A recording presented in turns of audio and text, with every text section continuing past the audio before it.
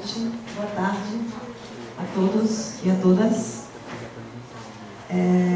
Vou agradecer mais uma vez ao Laboratório Urbano pela organização deste evento, pela parceria do Capsprint também e pela possibilidade de integrar essa mesa hoje de um seminário chamado Memória, Sobrevivências, Ruínas, Pensar as Temporalidades Urbanas, que me desafiou bastante, porque me fez fazer umas associações entre memória, ruínas, gente, espaço, que eu não tinha feito. Então foi um desafio fazê-las para esse seminário. E diante desse desafio eu procurei revisitar um material composto de transcrições de memórias de 10 moradoras do bairro da 28, no Centro Histórico de Salvador. E a partir dessa reflexão, a partir dessa revisitação, pensei espaço habitado, bairro e ruínas, que é o que eu vou apresentar, falar para vocês.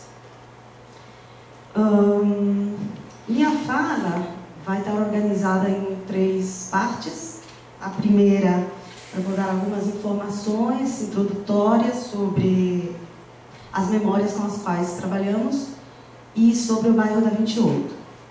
A segunda parte vai apresentar as memórias e pensar junto com elas. E, por fim, a terceira parte vai pensar a partir das avaliações das interlocutoras sobre o presente e o que é que elas pensam sobre o futuro, o que é que elas nos fazem pensar sobre o futuro, e aí o link com as ruínas, tá? Eu programei, sou toda organizadinha, programei minha fala para 30 minutos, tá? Bom, antes de mais nada, agradecer publicamente as minhas interlocutoras e interlocutores: Anastácia, Edna, Rita, Helena, Eugênia, Tânia, Cícero e Daniel, e muito especialmente Prozinha, Cida e Sandra, grandes lutadores e lutadoras da AMAC, Associação de Moradores e Amigos do Centro de Salvador, associação à qual pertencem esses 10 interlocutores. Na foto é Sandra. Bom, na parte introdutória, falar um pouco sobre essas memórias, de onde elas vêm, onde foram coletadas, como foram coletadas, para quê, diante de quem, acreditando que é preciso não apenas falar sobre o conteúdo das memórias, mas também os contextos de fala dessas memórias. Então, se trata de memórias de um bairro. A ideia era que elas falassem sobre como era o bairro. E claro que na hora que foi proposto como era o bairro, começaram a falar sobre como é o bairro, né? O presente e o passado estão sempre dialogando. São 10 habitantes que moraram na antiga 28 e que continuam morando depois da reforma na 28, que já não é muito chamada de 28, tem outros nomes. Vamos falar deles daqui a pouquinho. Em que âmbito? No âmbito de uma CCS. Para quem não conhece, a CCS é Atividade Curricular em Comunidade e Sociedade, é uma disciplina que nós temos aqui na UFBA. São várias as CCS, mas são disciplinas que têm a característica de, pelo menos formalmente, de serem dadas em campo, né? Pelo menos a grande parte delas em campo. Para um conjunto de 20 alunos, dentre eles os alunos regulares e a equipe dos alunos que me acompanham em Panoramas Urbanos já desde a primeira CCS. Estamos juntos trabalhando há 2 anos. Eu vi Marina por aí. Cadê Marina? Ok. Como foi que a gente trabalhou as memórias? A gente usou 3 incentivos, 3 táticas, 3 métodos. O primeiro foi fazermos uma roda de conversa Ah, ficou faltando onde foi feito, né? Foi feito na cozinha comunitária da AMAC, da associação, né? E isso é importante porque é o espaço delas, no bairro delas, do lado da casa delas, então elas vinham de chinelo mesmo, com um pano na cabeça, não havia nenhuma formalidade. A primeira forma em que suscitava, que promovia que elas falassem sobre suas memórias era uma roda de conversa mesmo, na qual eu incentivava, eu propunha alguns temas provocativos, e tais como o que é centro histórico, o que é centro antigo, qual a relação entre a 28 e Maciel, como era a prostituição, como eram os cortiços, e por aí vai. E aí elas começavam a falar, e uma interrompia a outra, enfim, era um diálogo bem bacana. A segunda tática foram memórias a partir de um mapa vazio das 8 ruas. Então aqui um pouco o método cartográfico de colocar um mapa vazio, e elas iam pedindo a elas que elas preenchessem com informações sobre atividades, sobre pessoas, personagens, incidentes, eventos, tipo de comércio, instituições públicas, que mais? Bom, qualquer tipo de informação. O que aconteceu aqui nessa esquina, entre a Rua da Oração e a Rua do Bispo? Ah, eu me lembro que tinha uma rua, eu me lembro que tem um comércio, e por aí vai. Então, a gente ia preenchendo o mapa. No final, foram 10 mapas preenchidos, que juntamos em um só. E, por fim, as memórias nas ruas do bairro, que eram as caminhadas que a gente fazia com cada uma delas, e na caminhada saíam, evidentemente, muito mais detalhes, muito mais especificidades do que acontecia nessas ruas antigamente. O produto dessa CCS foi um mapa chamado São Damaso, Vida, Morte e Resistência de um Bairro. Um mapa que não posso mostrar a vocês porque ainda ele não foi apresentado formalmente à comunidade, então não posso pular essa etapa formal, mas já está pronto, ficou pronto há pouquíssimo tempo, por isso que ainda a gente não fez a apresentação, mas vai estar disponível publicamente em breve.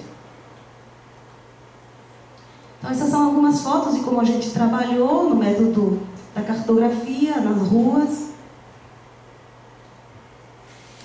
E agora umas palavras introdutórias sobre a 28. A 28 é uma microlocalidade do Centro Histórico de Salvador, né? Eles se chamam a si mesmos de comunidade, um termo mais técnico seria microlocalidade ou bairro, né? Apesar de o Centro Histórico, em vermelho é a delimitação da poligonal, ser um território, um espaço muito pequeno, menos de 1 quilômetro quadrado, ele tem muitas microlocalidades, cada uma com suas singularidades. E uma das singularidades da 28, que é essa que está ali com o númerozinho 28, acima da Ajuda e embaixo do Maciel, Rocinha e Pelourinho estão com uma cor mais difusa, porque são comunidades que desapareceram, foram desaparecidas pela expulsão dos moradores com a reforma iniciada nos anos 90. Dizia que uma das particularidades da 28 é que se compõe de 8 ruas, para quem não conhece, localizadas entre a Praça da Sé, o Terreiro de Jesus, a Baixo Sapateiro e a Ladeira da Praça. Uma de suas singularidades é não ter um nome fixo, definido, consensual. E isso é meio estranho, né? Em geral, as comunidades têm seus próprios nomes. Alguns a chamam, as mulheres a chamam de 28, outros a chamam de centro, outros de centro histórico. Já se referiram também ao centro do centro.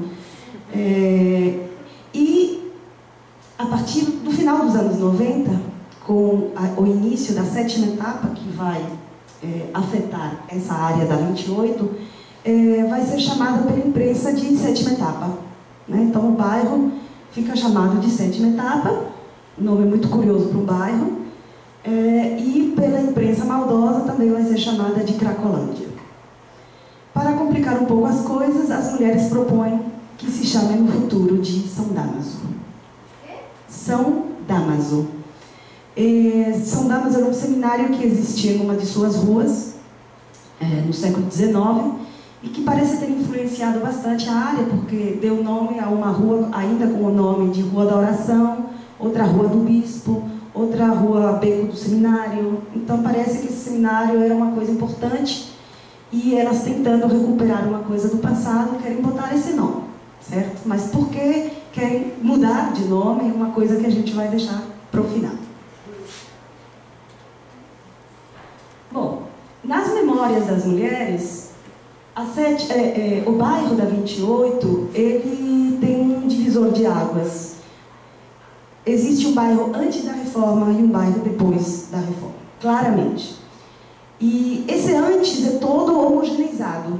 Quando a gente sabe muito bem que uma coisa devia ser a 28 na década de 60, a 28 na década de 80, devia ser diferente, na década de 90, quando chegam todos os moradores expulsos do Pelourinho a morar na 28, mas elas não fazem essas distinções, e simplesmente antes e depois da reforma.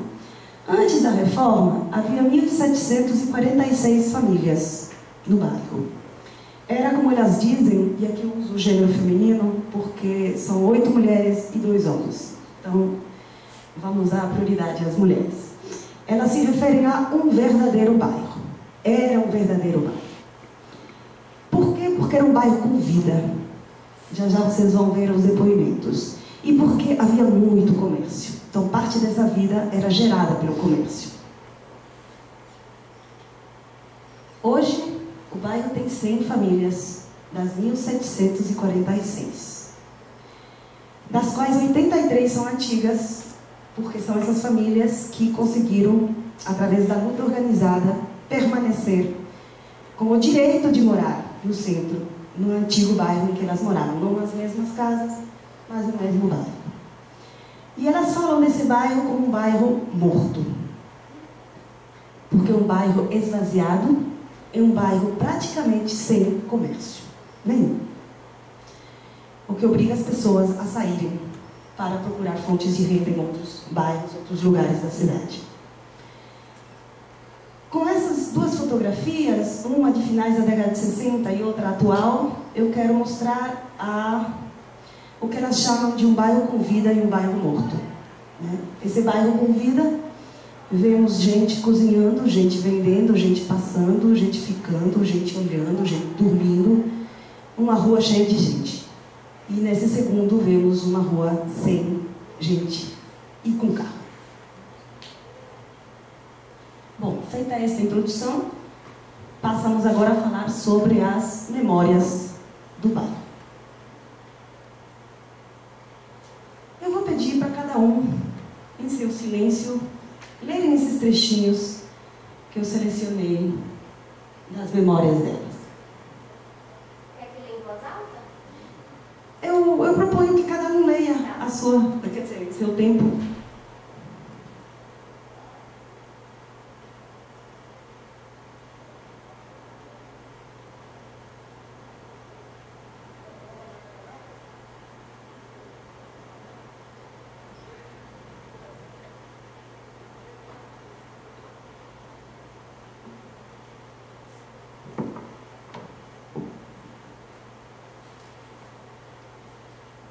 Posso passar?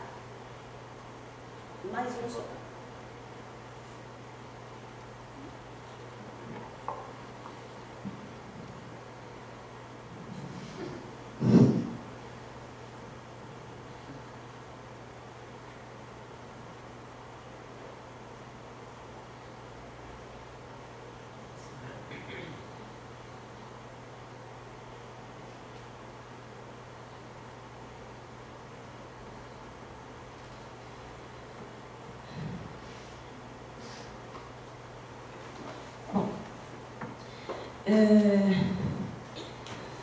Fica claro, pelo menos na minha leitura, uma associação entre bairro e vida. E, por sua vez, uma associação entre vida e rua. E, por sua vez, uma associação entre rua e pessoas juntas. Essa seria uma equação para entender o que nas memórias delas é um bairro. Bairro é vida, bairro é gente, é gente junta, fazendo coisas, criando, produzindo. E quando isso acontece, o bairro é uma delícia.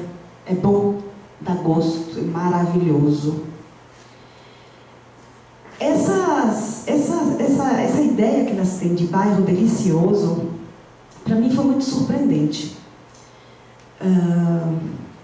Porque nos livros que eu tinha lido sobre o centro histórico, que são de leitura obrigatória para todas as pessoas que trabalham com o centro histórico, a imagem que se tem, que se passa, que se transmite do centro histórico nessa época, década de 70, década de 80, década de 90, é que é um bairro decadente, um bairro degradado, um bairro viciado, um bairro arruinado. Então, eu fiquei pensando, que coisa, né? Tem alguém que está errado, né? Porque ou era maravilhoso ou era decadente. O que está acontecendo? Isso foi uma primeira surpresa. A segunda surpresa é que se trata de memórias absolutamente antropocentradas. Se fala de gente o tempo inteiro. E mesmo que a gente puxe para outros temas, é gente. Acabaram falando de gente, gente com nome, cada um com seu nome. E outra surpresa é que também não é só antropocentrada, mas é antropocentrada não no que as pessoas fazem, ou do que elas sobrevivem, ou do qual é o seu trabalho, mas do que elas são. Então haveria uma essência da pessoa, e essa essência não está no trabalho. Então vamos ver uma por uma, cada uma dessas surpresas, pelo menos para mim, depois a gente discute para vocês também, isso é surpresa. Não vou citar todos esses autores que trabalharam sobre o centro histórico e descreveram o centro histórico, apenas três em três trechos pequenos. O primeiro, de Jorge Amado, Suor, escrito na década de 20, em que ele vai descrever o prédio número 34, se eu não me engano, do Largo do Pelourinho. E ele escreveu sobre esse prédio.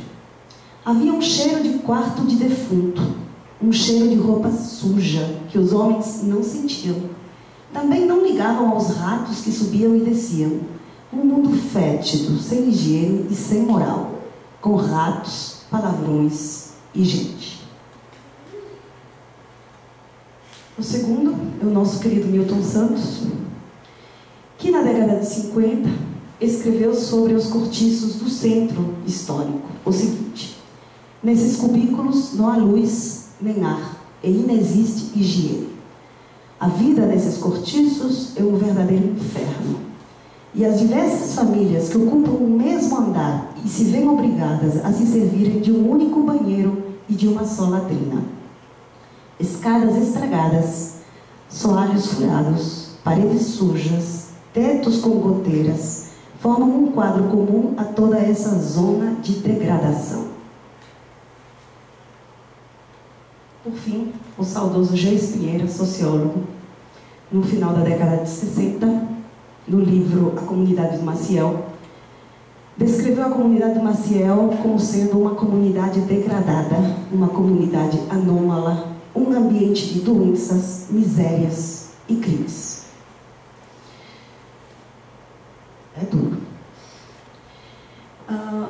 Eu selecionei duas fotos que poderiam nos explicar, nos fazer entender um pouquinho o que eles viram que os fez escrever e retratar esse espaço como degradado, anômalo e arruinado. Eu acho que foi esse tipo de paisagem, né? Esses casebres em estado precaríssimo, sem iluminação, sem ventilação, rasgados, quebrados. E vejam que esses casarões estão dentro de uma ruína, hein? Tá? Isso aí na década de 90. Essa pode ser uma paisagem e essa pode ser outra paisagem que os afetou, que os impressionou a ponto de fazerem eles escreverem o que eles escreveram. Isso é dentro de um cortiço, é uma habitação, como costumavam ser as habitações, né? Com pedaços de madeira, de divisórias, que não chegavam até o teto, pequeníssimos cubículos, crianças no chão de madeira quebrada, com bicho, com roupa, sem ventilação, sem luz. Talvez seja isso que eles viram. A minha hipótese é que se trata de retratos opostos, porque enquanto uns, os intelectuais, viam, concentravam seu olhar na materialidade, nas habitações, as interlocutoras centram seu olhar nas pessoas, no habitar e não nas habitações, no bairro e não no espaço físico construído.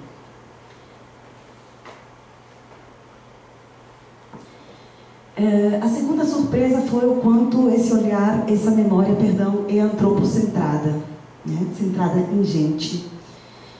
Essa é uma fala de Sandra muito interessante, porque começa assim: no Maciel tinha uma coisa boa, tudo esburacado, tudo acabado.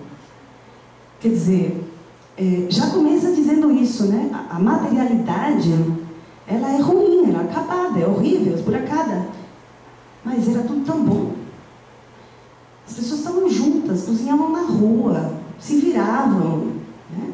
E isso era bom, era coisa boa. Vejam como estou fazendo esse contraponto entre materialidade e gente, né? Fica bem claro nesta fala.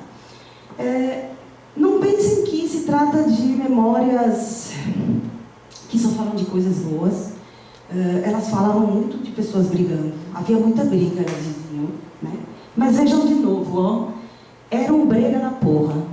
Era uma guerra, toda hora era uma briga. Os meninos brigavam, mas nós éramos tão felizes. Dia de domingo a gente sentava nesses passeios todos aí, cada hora saía um prato de casa de um, comprávamos uns garrafões de 5 litros de vinho, as Coca-Cola de 2 litros, eita de acho. Os moleques saíam tudo para jogar bola e toma ele quebrar a vida dos outros. E éramos tão felizes. Então, brigas, vidros quebrados, e no entanto, era bom, a avaliação é boa. A ideia que eu acho que está por trás é que briga é relação, né? Briga é gente se relacionando. Também brigando, faz parte. Gente se ajudando, então tem muitos depoimentos em relação a gente se ajudando. Vou passar um pouco mais rápido. Gente com seus hábitos, essa parte é interessante, para vocês verem como as coisas são naturalizadas. Em várias ocasiões conversamos sobre os famosos balões. Para quem não sabe, os balões eram cocô colocado em sacola e jogado pela janela, porque não havia banheiro, né? Havia só latrinas e dentro de casa ia feder, então se jogava o balão pela janela. Mas não era só o balão. Elas falam que se jogava tudo pela janela. Que na passagem do ano, 31 de dezembro, era cama velha, colchão velho, sofá velho, descia tudo pela janela. O povo fazia questão de jogar tudo. As ruas ficavam intransitáveis.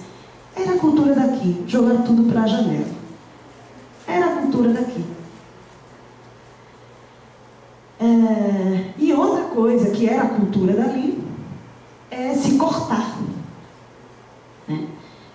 No livro A Vida da Prostituta, Jefferson Bacelar descreve o quanto as mulheres do Maciel tinham marcas de cortes no rosto. E não só as mulheres, mas os homens também. E aqui uma pessoa fez referência a isso. Se soubesse que uma estava com o marido da outra, aí pegava e nesse tempo não dava facada não, se cortava com gilete. Matar assim não era muito difícil. Então era gente se ajudando, gente junta, mas gente brigando também, gente se divertindo. Enquanto a área era chamada de brega, por causa dos prostíbulos que ali haviam, e os jornais sempre se referiram a essa área como brega, o que significava degenerada, depravada, né, moralmente, elas são capazes de afirmar: eu fiquei viciada em brega, gente. O brega era muito bom. há uma outra, portanto, avaliação do que era o brega, para uns degenerado, para outros muito bom. Então, não são as dificuldades materiais que definem como lembrar o bairro. As memórias do bairro são memórias, lembranças positivas, lembranças boas, lembranças porque se lembra a vida e as pessoas, e não se lembra o estado das coisas. Então, há um antropocentrismo em contraposição a uma coisificação, né? Dos problemas relatados, elas falam o problema de fazer fila no banheiro, porque era um banheiro para um prédio inteiro, e passava horas esperando na fila do banheiro. Havia problemas, não se esconde, não se quer apagar esse lado do passado, mas simplesmente esse lado não é o lado mais importante de se lembrar para elas. E por fim, a terceira surpresa é como as pessoas são valorizadas, como elas são interpretadas. O que os intelectuais em geral têm feito no centro histórico é se basear em censos.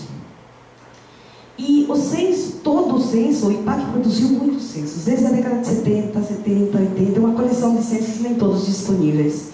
Mas todos os censos dão uma prioridade muito grande à fonte de renda, né? Ao tipo de trabalho. Então, sempre se afirma que se trata de pessoas informais, com renda variável, renda pouca, que trabalham na rua, às vezes sim, às vezes não, biscates por aqui, sem formação, sem técnica, trabalhando na rua, em espaços pequenos, e há uma relação direta entre o trabalho e a pessoa. Então, já que o trabalho não dá uma condição de vida, essa vida dessa pessoa é degradada. Já que as condições de moradia são degradadas, essas pessoas também são degradadas. Mas na visão delas, não é assim que as coisas funcionam. O trabalho não marca a pessoa, o que marca a pessoa é ela mesma.